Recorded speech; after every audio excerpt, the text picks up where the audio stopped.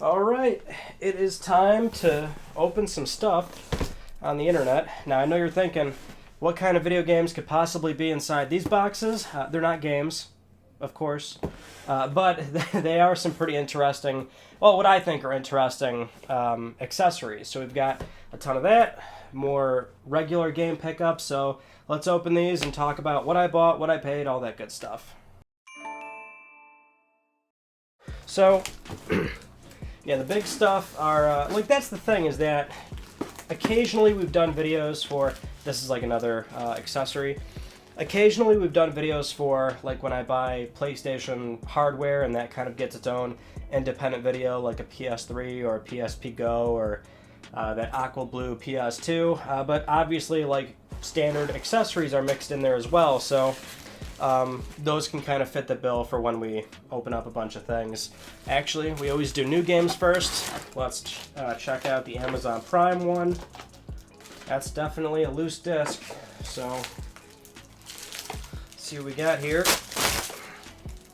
Because I don't remember what this is. Oh. So, all right, yeah. See, now this is why I didn't even remember it, because. The last video was that, that was like the title of it too, was like I made a mistake buying BB and whatever Horse Farm PS5 game. I thought it was weird, and that was kind of like a reactionary, let me buy that before it like somehow becomes a weird, obscure, rare PS5 game. That was poor judgment. Then I saw many of you point this game out to me, which is called Crazy Chicken Shooter Edition Wanted Remake. $10 something, $10, $13. At this point, I'm in a rabbit hole, right? Like, I guess I'll start buying some weird, dumb stuff like this, if it's cheap enough.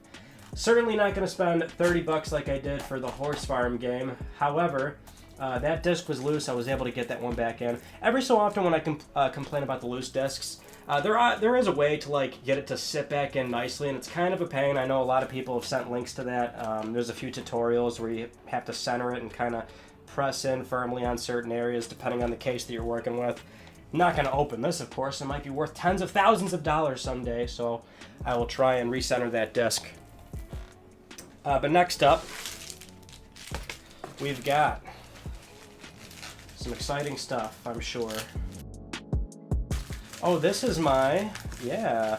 And this is like a trend. You're going to start seeing this stuff when it comes to like the things I buy, and also it relates to the things that I'm playing. So, if you remember 1 or 2 months ago, I had mentioned how I went through Final Fantasy VII again, the original PS1 game, but there's the PS4 port, or I think it's the Steam port that then went to... No, it went to PS4 first, then it went to Steam. Either way, it's still the PS1 game. This is Final Fantasy VIII Remastered. Remastered loosely. This is still pretty close to like the PS1 game. I mean, it's closer to that than it is, say, a full-blown remake, so that's why they're calling it a remaster. I guess it's more in line with like, you know, a lot of those PS3 HD collections, right? But there is actually a handful of like new models and things like that going on, and the physical copy is only a PAL. Only in Europe they released a physical version. So I was actually this close to buying this on PSN before I realized, oh, don't do that. There's a physical version. I'll always buy that before the game's on, you know, on PSN. What do we got here? Dude, I've been waiting so long for this game to get cheap. So like, when Switch came out, like, this is the epitome of like, this should have been a pack-in. I'm sorry, it really should have been. And it's like one of the, like, I want to play it, but it's not worth $50. I'm not willing to pay $50. And this is kind of like what I always try and like tell people when it comes to like games that are coming out now for $70, or maybe you're fine with spending $70, but that has to be in relation to like the amount of content in the game. You know, only buy when you feel comfortable buying, and that's, you know, up to you to decide, you know, what's the price to, you know, gameplay time, how's it worth it to you, right? This feels like a pack-in game to me. I waited until one was on eBay for like $20, $25, and that was when I was like, all right, I guess it's probably not going to get much cheaper, so that's when I decided to dive into that one. This one's pretty loose. Oh, Dreams. This was from PlayStation Direct. It was on sale for $10. So the odd circumstance, every now and again, I'll buy a game digitally if I want to play it right away. And Dreams, I bought it when it was part of the early access on PS4. So, and this is when they said like, oh, only like 100,000 people or something like that could like pay for the early access version. But it was available the entire time all the way through. And if you bought the early access, you were granted the full game. So I've had Dreams since its earliest availability. But of course, when it gets cheap enough, I'll buy the disc. And that kind of works vice versa for me, where if I am always buying physical games, if the digital version is cheap enough, then I will pay the like, $5 to $10 to then have the convenience of digital, but then having the game on disc. It's not often I'll do that though. There has to be a serious delta of like the other version being much cheaper for me to finally do that. And this game, I think it's placed... Oh, no, it's GameCube? Yes. So the last video we talked about this. This is Yu-Gi-Oh! The Falsebound Kingdom. So this is what I was talking about. If you remember in the last one, I said I opened Duelist of the Roses. Now, that's a Yu-Gi-Oh! Game I'm quite familiar with. This, however, had no idea this was like a thing. So I picked this up as well.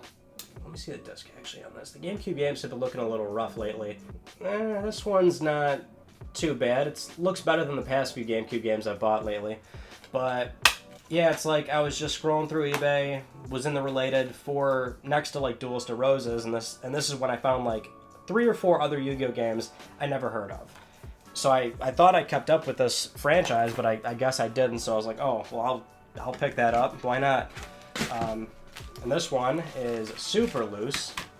There's like hardly anything in there. That's because, and again, you're gonna pick up on the trends here. So like if I'm playing, one game, I might buy like the sequel or something like Final Fantasy, or the previous video where I bought certain things, and that relates to this next one, which is Bionicle for Game Boy Advance.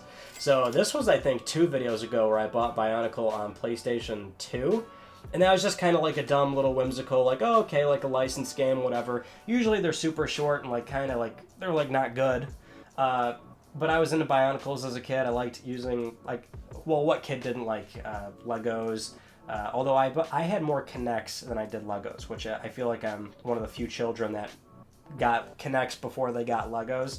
But I liked that, and of course I liked Bionicles. So I picked up the PlayStation 2 game. Haven't actually started it, but I'll get to that at some point. And then GBA games, same deal here, right? This is probably super short, and maybe it's like worth, playing for an hour or 2, and I'll see what that's like.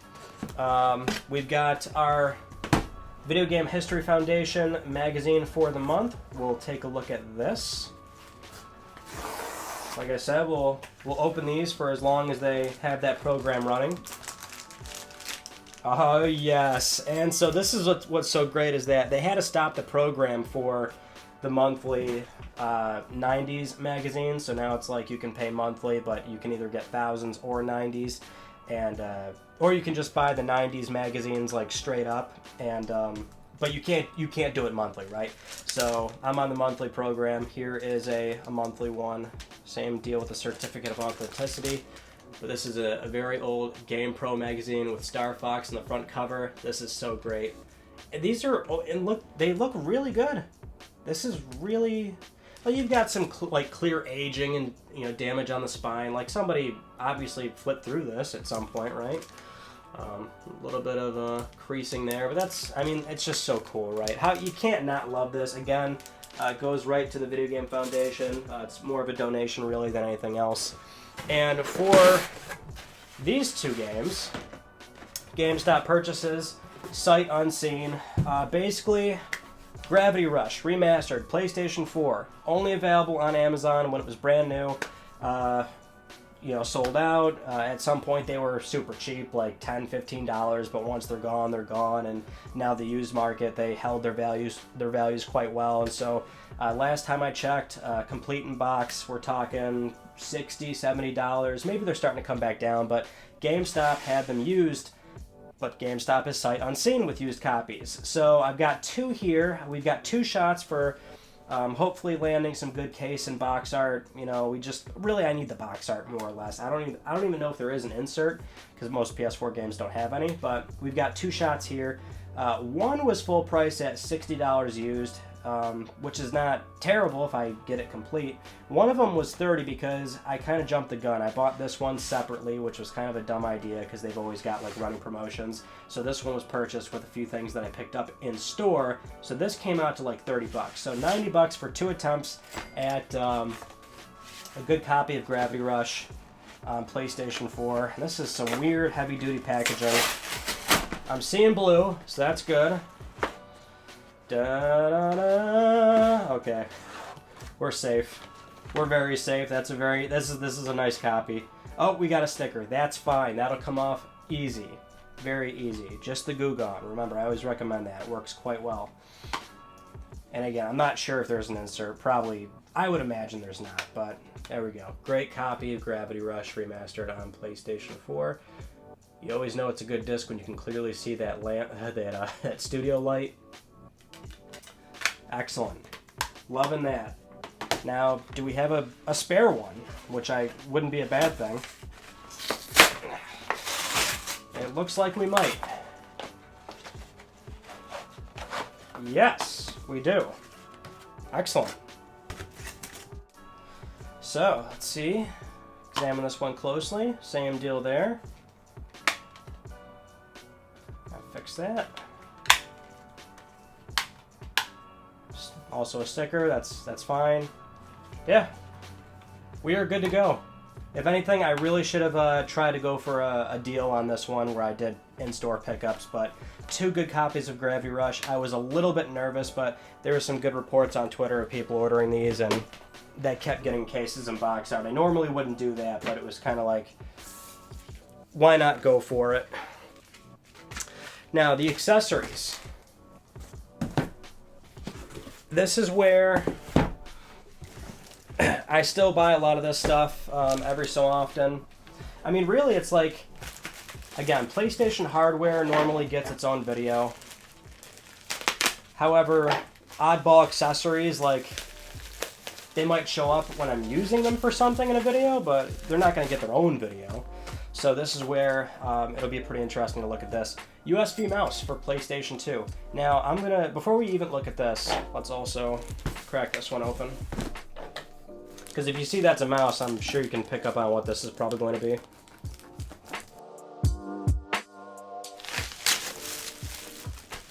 All the way from Japan. A PlayStation 2 keyboard. Official keyboard. Those, some of you may not know, and I know it seems like it's more common knowledge that, yeah, like the PlayStation 1 had an official mouse, but PS2 had an official mouse and keyboard, and the box variants are what's notable here. So this one is retail packaging. This was sold to consumers. This was not retail packaging. This was, I believe, a part of the Linux kit for PlayStation 2. I could not find the retail packaging for this anywhere, or at least not an active listing, so it doesn't come up very often. But that's fine, right? We've got 2 kind of interesting takes on it, so we'll take a quick look at this. Now, the mouse, very rare, and it's practically new. And actually, I should maybe clarify. Linux kit for PS2, not retail Linux kit. So I guess this Linux kit, the mouse was sent to like universities and stuff like that. It's kind of, obviously it's like gross, but I don't really have a choice there. Like this was sent to like schools, universities, wherever else that wanted to buy these on sort of a, you know, more of a wholesale, like kind of a project like that. Some sort of business can order them. And then the keyboard. This was, again, retail packaging, so anybody could buy this. Oh, it looks much better than I thought it did, or that I thought it would from the pictures. You can see you've got English and hiragana characters all over it, but PlayStation 2. And the sad thing is, I did have this when I was younger. The standard US keyboard. I don't know where it went. I really don't. I think it just like got lost from when I moved into this apartment from my old house. But I did have this. There's not many of these floating around. They're usually like $80, $90, but wanted to grab that. We'll talk in a second here about, you know, why I got some of these.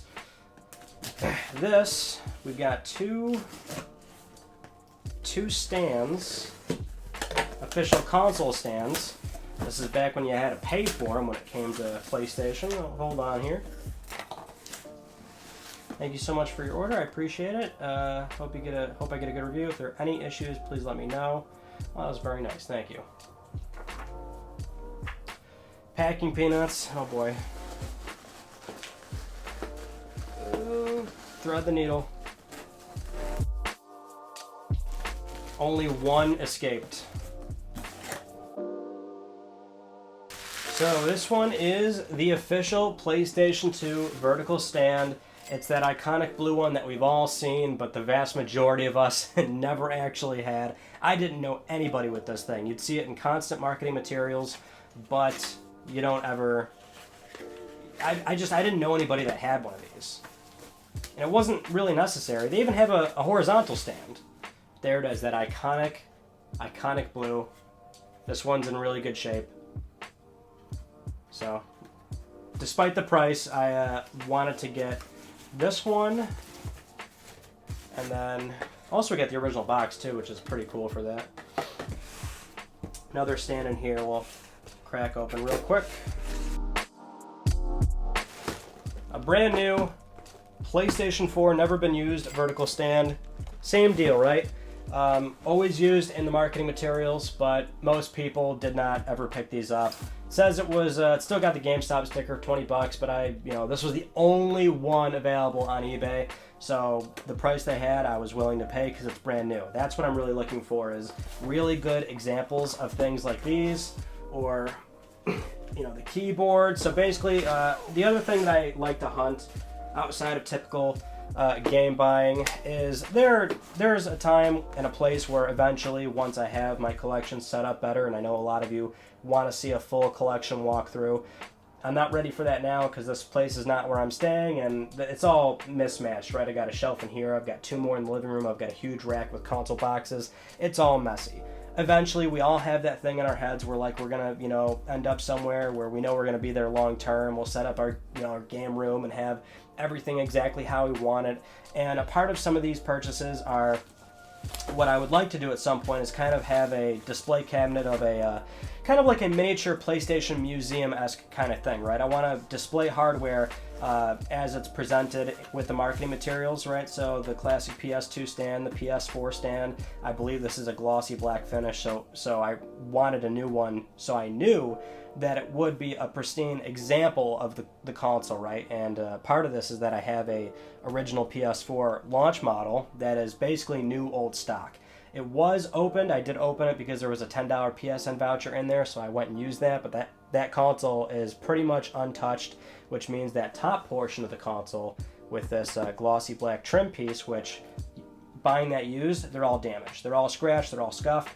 This is clean, and I mean crystal clean, and that console is going to be displayed in a cabinet, so it's a nice, again, it's an example piece of hardware.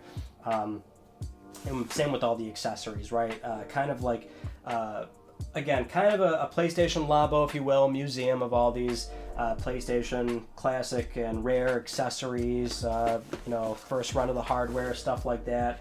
It's one of my secondary goals alongside all the game collecting that I do. Alright everyone, that's our haul for this video. Not as much games this time around, but we did put a good portion of the budget into, stuff like this, and this is like the 4th video we've done. We'll probably keep doing them if you enjoy seeing things like this. So sometimes it will be a mix of games and, again, accessories or weird, peripherals that Sony offered at one point. If it's got some sort of cool, unique history, or if it's not well known, I sometimes really like to go for stuff like that. And we'll have a mix of all that stuff that'll be presented in future episodes of this little running series that we have. If you enjoyed, thank you so much for watching. You can subscribe for the best PlayStation news, reviews, and updates that are here on YouTube, and you should. You could also follow me on Twitter at Mystic Ryan, and that is it. I will see you all in my next video. You take it easy.